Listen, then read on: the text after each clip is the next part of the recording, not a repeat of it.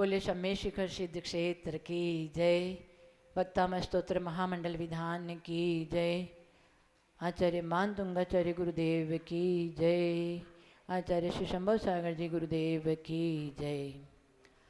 संसार महादुख सागर के, संसार महादुख सागर के, प्रभु दुखमय सुख आभासों में। मुझको न मिली सुख क्षण भर भी, कंचन कामिनी प्रसादों में। संसार असार है, दुखों का सागर है। संसार में किसी को सुख मिला नहीं है और मिलने वाला भी नहीं है। सुख होता तो तीर्थंकर क्यों त्यागते। सुख नहीं है इसलिए महापुरुषों के पास में सब कुछ संसार की सामग्री होते हुए भी उन्होंने संसार को त्याग दिया। चक्रवर्ती के पास में 6 खंड का राज, 64,000 पुत्र, 32,000 पुत्रियाँ, 96,000 रानियाँ, इतना वैभव होते हुए भी उन्होंने असार समझा और एक ही चिंतन करते रहे हमारे भरत चक्रवर्ती। न विषय भोगो भाग्यम, भाग्यम विषयेषु वैराग्यम। ये विषय भोग मेरा भाग्य नहीं है। इस विषय भोगों में रहते हुए हमारे अंदर से जो वैराग्य भाव होता है वो हमारा भाग्य है। हम तो विषय भोग कुछ तुच्छ मिला है।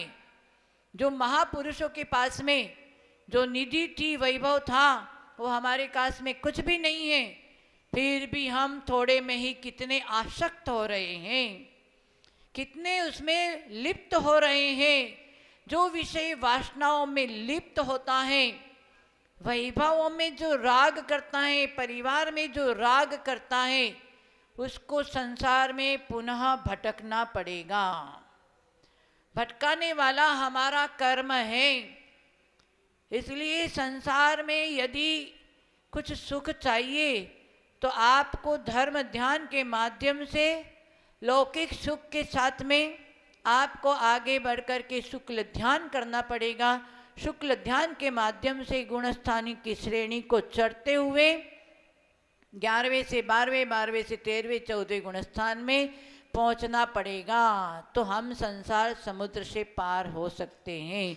नहीं तो ये संसार समुद्र अथाह है। कोई विरला ही इसको पार कर सकता है।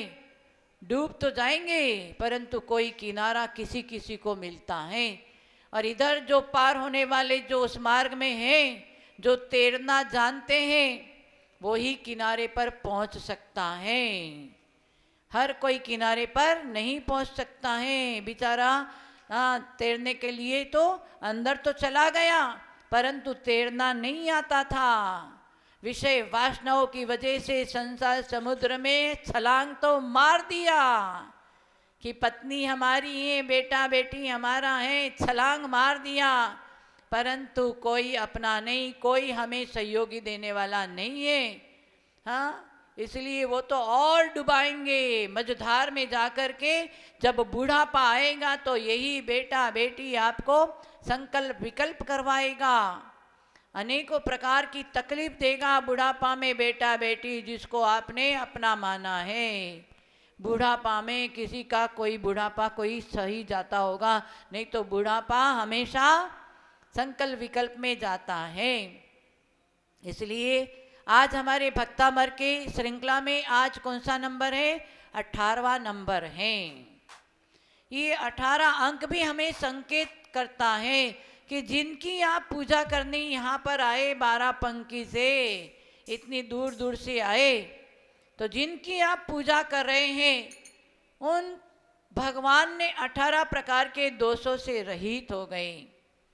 18 प्रकार का जो दोष लगा हुआ है हमारे संसारी जीवों के, कौन सा दोष है? क्षुधा, तृषा, बुढ़ापा। क्षुधा है ना, यदि 12 बजे तक 1 बजे तक पूजा करने यहाँ बिठा दे तो मन नहीं लगेगा, क्षुधा सताएगा, भूख। हाँ, हर किसी को भूख सताता है, परंतु उस भूख को कंट्रोल करोगे तो आगे ऐसा शरीर मिलेगा कि आपको खाना ही नहीं पड़े। देवलोग खाते हैं क्या? देव नहीं खाते हैं, यहाँ खाना पड़ता है। हाँ, शरीर को चलाने के लिए, कोई शरीर को चलाने के लिए खाता है और कोई लंपटता से खाता है। शरीर को चलाने के लिए एक बार दो बार खाने में पूर्ति हो सकती है, इसलिए गुरु कहते हैं हमारे, एक बार खाए तो योगी, दो बार खाए तो भोगी, तीन बार खाए तो रोगी, और बार बार खाए तो निश्चित तेरी जल्दी मृत्यु होगी। बार बार खाने की जरूरी नहीं। हमारे दिगंबर संत, हमारे त्यागी लोगों को देखकर कम से कम, हे संसारी जीव, हे जैनियों, कम से कम लिमिट तो बनाओ कि सुबह से शाम में मैं 2 बार 4 बार 10 बार मुंह जूठा करूंगा, ऐसा तो नियम ले सकते हैं मनोज भाई। हाँ, कि जब आए तब खा लिया। अरे कंट्रोल करो, नहीं मेरे को 1 घंटा नहीं लेना है, 1 घंटा त्याग करोगे तो कुछ नहीं होगा। हमारे गुरुजी का तो आजीवन अन्न का त्याग है, नमक घी मीठा तेल दूध दही सब 6 रस का त्याग है। तो हम 1-1 घंटा का तो नियम कर सकते हैं, पर ऐसे नहीं जब हाथ में आया खा लिया, खाना बनाते बनाते भी चख लिया। हाँ, ऐसा कैसा हमारे अंदर क्षुधा रोग है। हाँ, और पूजा करते तो बोलते एक क्षुधा रोग विनाशनाय नैवेदम निरूपयामि। आज बचपन से लेकर अभी तक बुढ़ापा आ गया, खूब क्षुधा रोग निवासनाय नैवेदम निरूपयामि ते स्वाद चढ़ा रहे हैं, परंतु सुधा रोग को दूर नहीं किया। हाँ, भाव से थोड़े कर रहे हैं, भगवान मेरी सुधा लगी हुई है जन्म जन्म से, ये सुधा मिटाने के लिए भगवान आपके सामने ये नैवेद्य समर्पित कर रहा हूं, ताकि मेरा सुधा रोग दूर हो जाए। और सुधा रोग को कंट्रोल कर लिया तो आप ब्रह्मचर्य का भी पालन कर सकते हैं।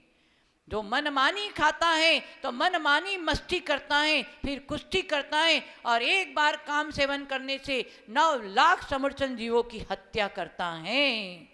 एक तरफ से बहुत पूजा भक्ति उपवास व्रत नियम तीर्थ वंदना सब करते हैं, और घर पे जाकर के यदि वासना में लग गए, खाने पीने में, स्त्री सुख में, पुरुष सुख में लग गए, तो कितने जीवों की हिंसा करके दुर्गति का आश्रय बंद करते हैं।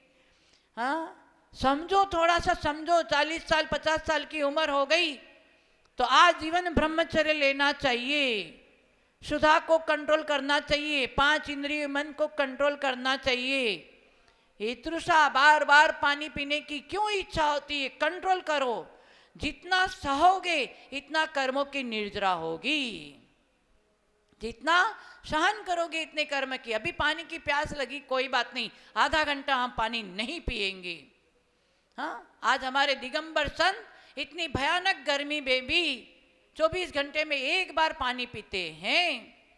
हाँ, और आप लोग तो सब जानते हैं कि निर्ग्रंथ गुरु किस तरह से चर्या करते हैं, तो उनको देख करके, उनके समागम में आकर के हम ऐसे सारे 18 प्रकार के जो दोष लगे हुए हैं उसमें कम से कम थोड़ा थोड़ा कंट्रोल तो करें। हाँ, 2 घंटे का। आइए महाराज जी, सुयश सागर जी महाराज की